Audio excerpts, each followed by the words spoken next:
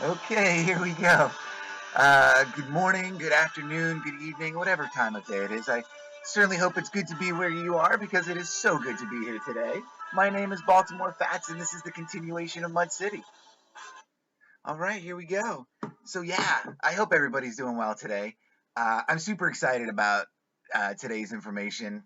Um, this whole journey has been so amazing for me. And God, it's just coming together so amazing. Okay, so yesterday, I talked a lot about the U.S. Army Corps of Engineers, right? And when we look at what they do, in the modern times, and you sort of apply that historically. I mean, and just in the information they give us, I mean, it's their job to change the terrain. That's what they do. So who knows to what extent they could have been doing that, especially with you know. Like I said, my personal speculation is that the populations were a lot smaller than what they tell us. And, so with decent enough cover stories laid out, they could have done, who knows how they could have prepared our landscapes and our cities and towns, in 150 years before, the repopulation began in earnest. You know, so it's very interesting to me. And like I said, this journey kind of really started with the railroad and B&O. Oh, my timer. Let me get that going because I don't want to go too long because I don't think I'm going to get to the B&O Railroad today. But I am going to go up and do the museum tour today. And, and so hopefully in the next episode, with the B&O Railroad, I'll have some cool pictures, of the museum and some really cool old trains and stuff, and hopefully I'll get some good information out of them too. And then I'll probably wrap it up for the year, being the holidays coming up. So here we go. So this goes to the history of rail transport, right? And as I was saying, I came into this, looking at those locust point maps, which I brought up today. Did I? Yeah. Looking at this map in particular, 1850, and that's a crucial year, 1850, in the history of the railroad. This is 51, but 1850 is, just to give a nice even number, that's the time the railroad explodes. Um, so just again, this one's going to be mostly me reading a lot of Wikipedia action, and so I'm sorry about that, but so this Wikipedia page does its job dutifully, and it sets up that the idea of rail carts have been around for a long, long time. It's nothing new. It's nothing. We've always had it, kind of thing. But vaguely. Just little bits and things like that, right? Although this was kind of evidence indicates that there was a 6 to 8.5 kilometer long Dielkos paved trackway. So it's just carts. But this is the one I wanted to kind of start with, right? And this is, so this is 1515. Yeah, and this is Cardinal Mateus Lang wrote a description of the Reichszug, a funicular railroad at the Hohensalzburg Castle in Austria. The line originally used wooden rails and a hemp haulage rope and was operated by human or animal power through a tread wheel. So they were rats, they were mice. Get up there and walk, pull. And that's how they motorized these cars. And I believe they had one go up and one go down at the same time, is the way these funicular railroads worked. And so I just wanted to, I'm not going to go too deep into it, but bringing in this picture, really kind of sets the, gives a good visual image for what I'm about to be talking about here. And goes to 1550. What could they have been doing with this? They hauling away, clearing away mud and earth and debris and whatever else was around this, reconstruction materials or whatever.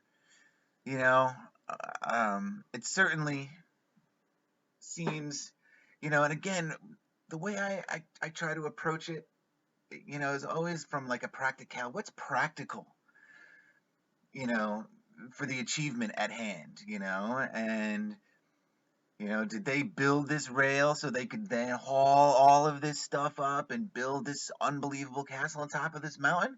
Or did they find this thing up there and build this rail so they could dig it out and make it better? You know, and so, you know, and as I go on, this is kind of what I want to talk about. And I just realized an element I forgot to look into. See, this one is really also quite close to the hip today.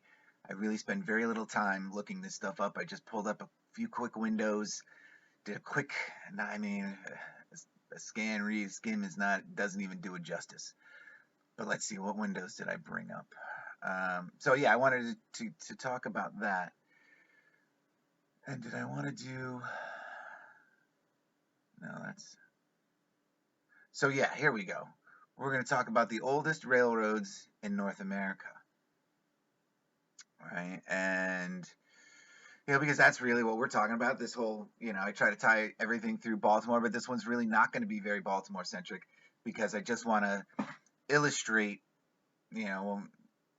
how I feel this scheme worked, at least a little bit, right? So they say that in 1720 a railroad is reportedly used in construction of a French fortress at Louisburg, Nova Scotia.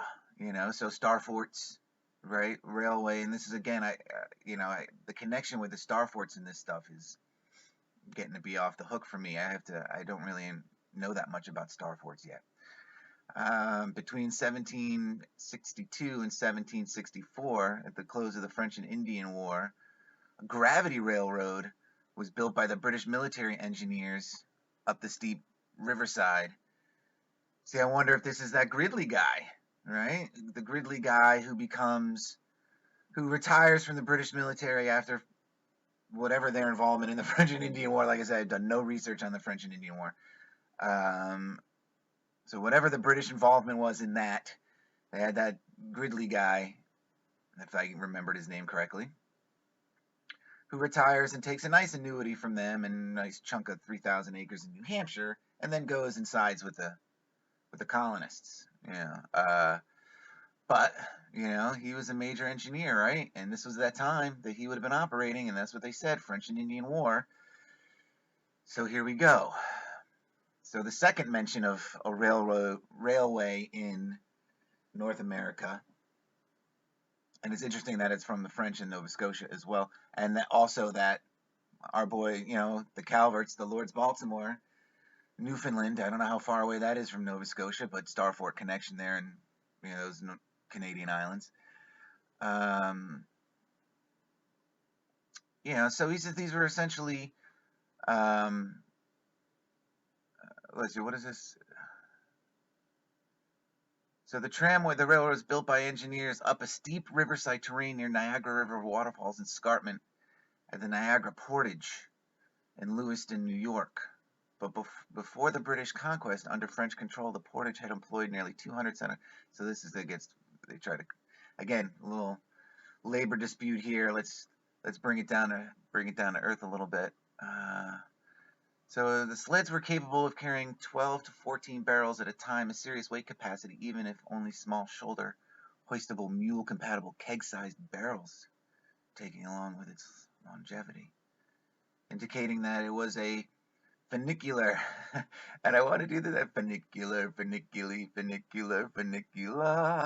all right, it was a funicular design. That's a fun word. So there we go. But now this is what I want to talk about, and this is it can't be smoking gun because it's Wikipedia and it's out in the open. But bang, here it is.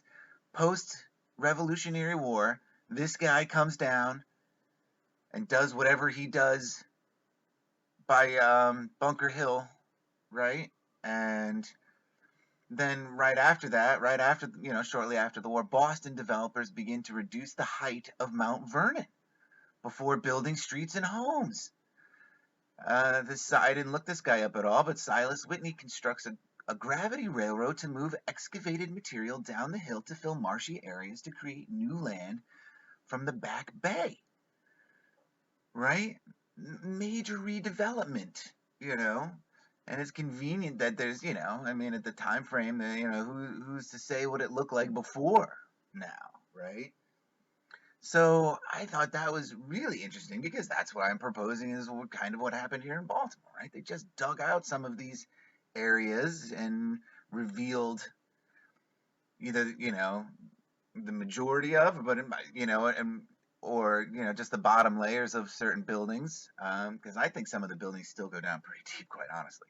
Um, Even ones that are, it's deceptive. You would think, how deep could that one go? How big could that building be? I think some of them are really, really deep.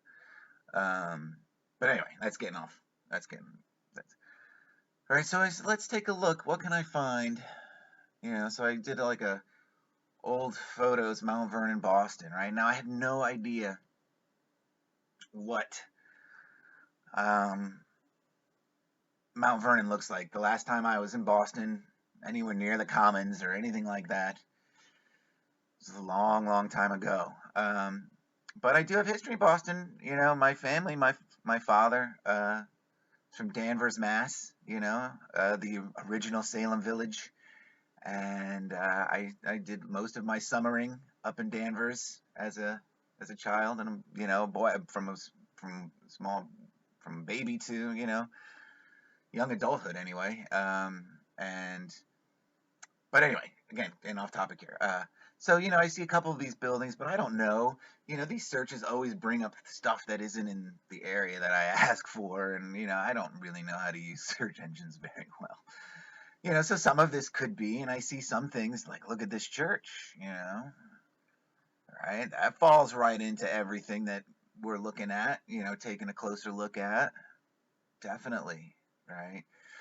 And so I was like, okay, since this is kind of unreliable, and I'm not, seeing anything really mind blowing here in terms of like super old photos, but I do see some architectural things that, very similar of Baltimore. So I said, let's Google Earth it, right? And so I Google Earth Mount Vernon Square, and I hope that this is, the same area that they're talking about, and I'm guessing this is the Back Bay. They wanted to clear all of this out. How convenient. They create a little railway and haul all that dirt away. What are they revealing? What are they leaving behind? And so, dang, I look at this and, it looks just like areas of Baltimore. It looks exactly the same. The unoriginality of all of these architects and, these people who were building stuff is like they had a design and they stuck with it and they just put it everywhere, right? Yeah, right. Uh-huh. And they did that, you know, less than 100, 150 years ago or whatever.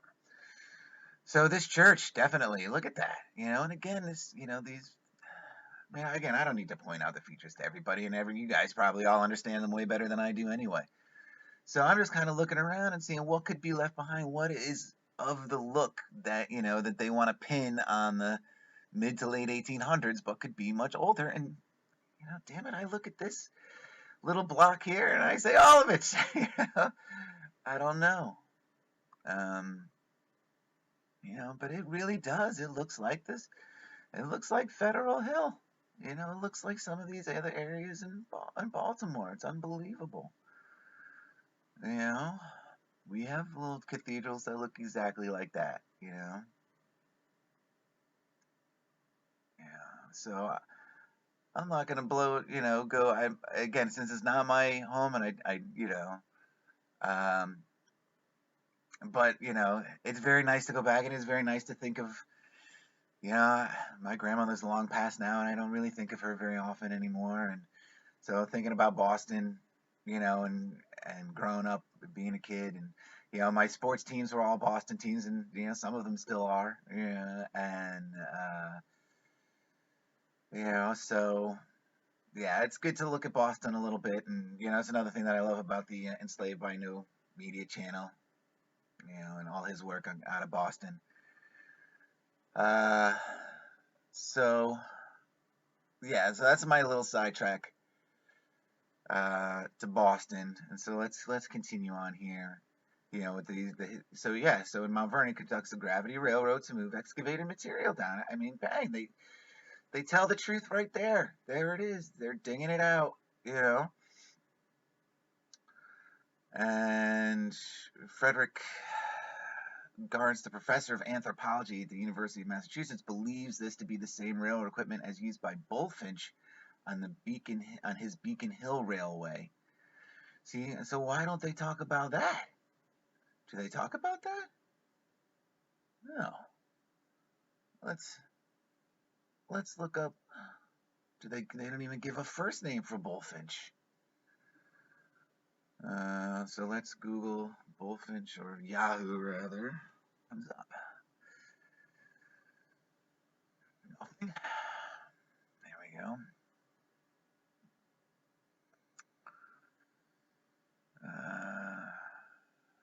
Boston's Beacon Hill. It's interesting that comes from.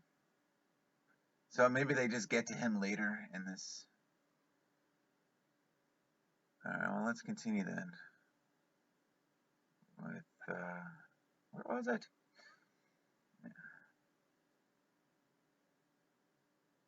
You know, Jersey starts granting a charter. There's a gravity railroad near Fallings Creek, Virginia. See, and I wonder how many of these, and I didn't, you know, and this is going to be another aspect that I can connect to later, and again, which will help make the work even more interesting the second time around.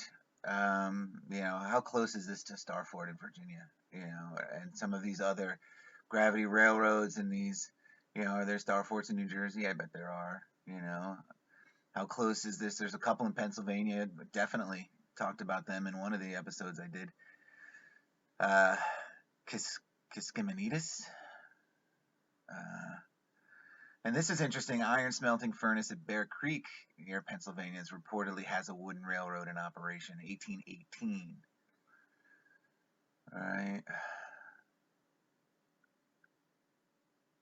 So what I want to talk about is, again, so here we go. They're building these gravity railroads that I'm proposing. You know, they say are, you know, doing new construction or anything. I say it's not new stuff. I'm gonna say they're digging old stuff out, right? You know, and they're using this railway system. But they also know that better railway stuff is coming, and that's where I think a lot of it ties into Baltimore and Ohio through the Calverts and the Carrolls, and how important it is that the Carroll land is where the first railway station is. I think part of what they were looking for is this railway tech. You know, the Calverts maybe in particularly, it was their job to find it, or that was what they were truly after. But that's going to be more in another episode. So I want to talk about how much track they're laying going up to the opening of, you know, here they have this Summit Hill and Mouch Chunk Railroad switchback, you know, and I think it's interesting, you know, I remember a lot of like, you know, because I had some exposure to like early folk music, and they talk about, you know, brakemen and stuff, and that's what these guys would be. They would have been guys on these massive carts being dropped by gravity, quote unquote gravity. You know, their density and mass would carry these carts, and they would have to break them. They had massive sticks to break these carts with down by the bottom, and you know, it could be a very dangerous job, I imagine. Pardon me. So they're laying stuff down, and I don't know if I get to a total, but I do have. Where was the one with? There was one that had some detailed maps that I thought I pulled up. Alright, that's as it is today. Yeah, here we go. I'm sorry. So here, just to give you like a visual representation of what these railways would have looked like, 1830. Nope. What happened there? Well, now let me blow that up. Click on each map below to see a full size. Didn't I do that? Here we go. This is just to show you, although this has got to be wrong because, I don't know, I would think, or maybe I shouldn't say it's got to be wrong, what the heck do I know, but I think Baltimore to Ellicott City in that direction that they were going, you know, Harper's Ferry or whatever is a little more lateral than southwards, But just goes to show you, look, right, in Boston, there's a little bit happening. There's little stuff happening on these Pennsylvania. I want to know, is that where the star forts are?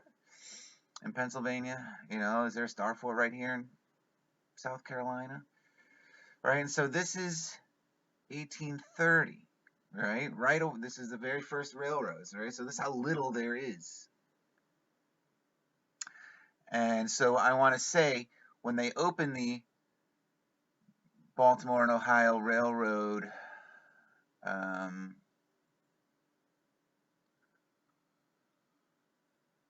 shoot.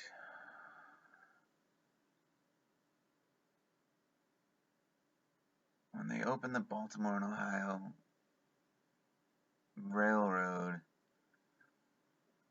started passenger service in 1830. I believe it's 13 miles of track between, you know, Mount Clair and the final stop. And so, and they say construction was started. Let's see, that I'd probably have to go to the. Did I bring it up? I wasn't intending on getting into them quite yet because, like I said, I'm going to do a whole thing about them. But there's a little useful information I need right now.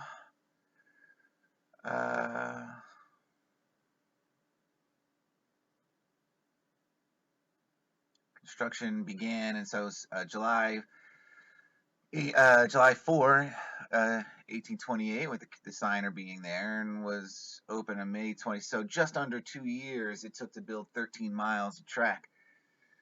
You know, which, you know, isn't, you know, I think I tried to, I did the math when I first looked at this material, and I believe it was like 3/10 of a mile a day, right? And then we're going to move on. You know, this is 10 years later, right? 1840. All right, look how much they did in 10 years. You know, I don't have a total for mileage in 10 years, how much track was laid. But bang, you know, I know there's star forts around Detroit, you know, and again, if the U.S. Army Corps of Engineers, you know, again, it's just fun speculation playing off of that one map. That, like I said, I didn't double check on this resource, but I believe it was a John Levi video where he mentions that there are maps that don't show the Great Lakes at all. And so it becomes fun to speculate that maybe the U.S. Army Corps of Engineers created the Great Lakes, you know, specifically to flood out certain evidences. And, you know, so this becomes convenient. These early railway lines, you know, become very interesting. And so this is 1850, and this is, like I said, this is, like I'm saying, this is the year that the railway really exploded between freight and passenger and everything like that. Now I have a figure for this. How many miles of railway track there is. Look at what they did in the Northeast in that time, right? What was going on between all these star forts, right? And going out west through across New York, you know, what were they? They were definitely doing something between these canals and these ports here, you know. But anyway, so this is 9,000 miles. 9,000 miles of track laid in 1850. And gosh darn it, my research is probably going to fail me, but and I'll always correct myself when I do find out if I'm, you know, crazy wrong, or wrong at all, really. I'll try to correct myself always. But I believe this is some 350 miles of track total in 1830. So, you know, they essentially had 9,000 miles of railway track, commercial or otherwise, right? So they tell us 9,000 miles in 20 years, which works out to 1.2 miles of track a day they were laying. Now, I know it wasn't just one crew going around and laying all this stuff over a 20-year period. They had crews working everywhere, which makes the math a little bit easier. But you have to start thinking about, you know, where was all the steel coming from to lay all this track? You know, you know, how much, how long are these tracks? What is the practical implication of laying down railroad track and at that speed? And they had to go through mountains and stuff. I mean, people from other areas of the world may not know this, but the Northeast is pretty mountainous terrain. The Appalachians go right through there. And so New York, very mountainous. And there are mountains all over here. All over the eastern United States, and then it kind of flattens out a little bit in the center, and then it gets mountainous again.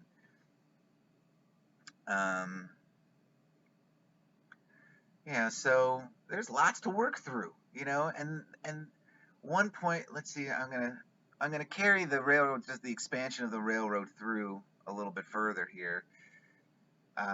Even though I kind of wanted to stop around 1850, my original idea for this video was to stop around there, but I'm gonna keep going. My timer hasn't stopped me yet, so here we go.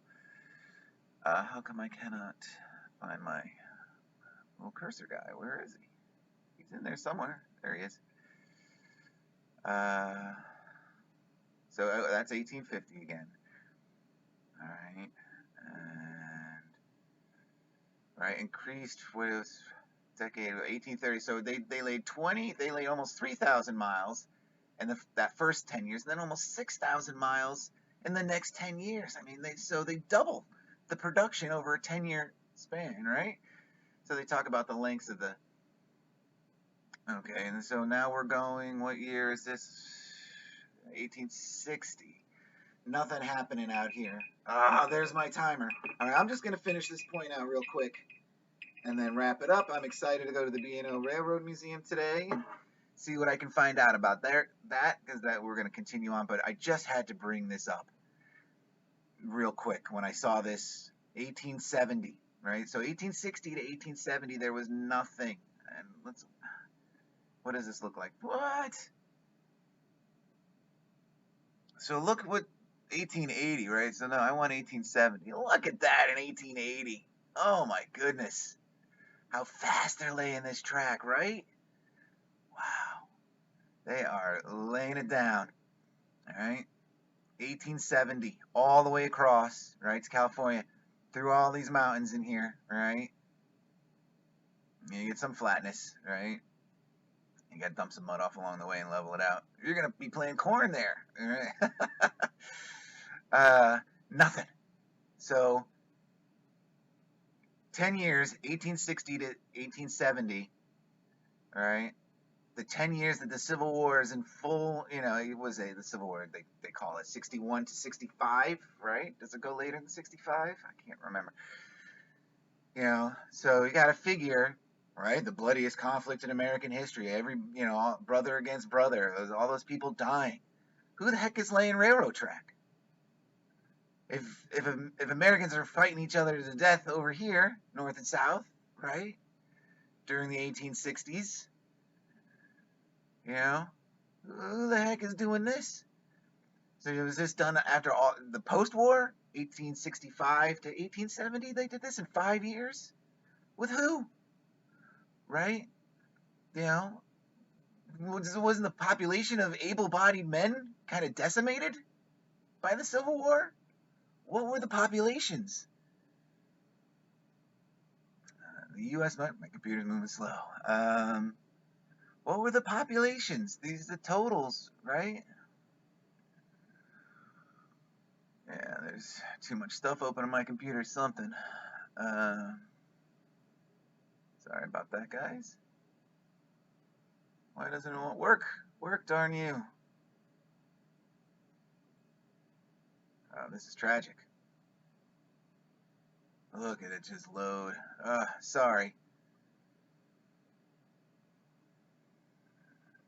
Drat. That was going to be a good point, too. Well, anyway, so I'll get to, at that point, I'll come up again, but, where'd those maps go? That's a crazy page. There must be all kinds of ads and stuff on that page. Well, I'm going to close those out anyway. I'm almost done. So I just wanted to demonstrate that they say that was done in 5 years. Who did it? We'll talk about the population. So that's where I'm going to end it. the history is not smelling right to the history of the railroads, the way they're pitching it to us, and we're going to get into some like the actual locomotives themselves and things like this. But dating back, the usage, what they were designed for, even going back into the 1500s, they're just hauling stuff away and digging it out. So anyway, all right. Thanks so much for tuning in, guys. I hope you enjoyed this one. I'm enjoying it. I'm having a good time. It's a lot of fun for me. I appreciate everybody hanging around for it. And so if you like what's going on around here, please, like, share, and subscribe.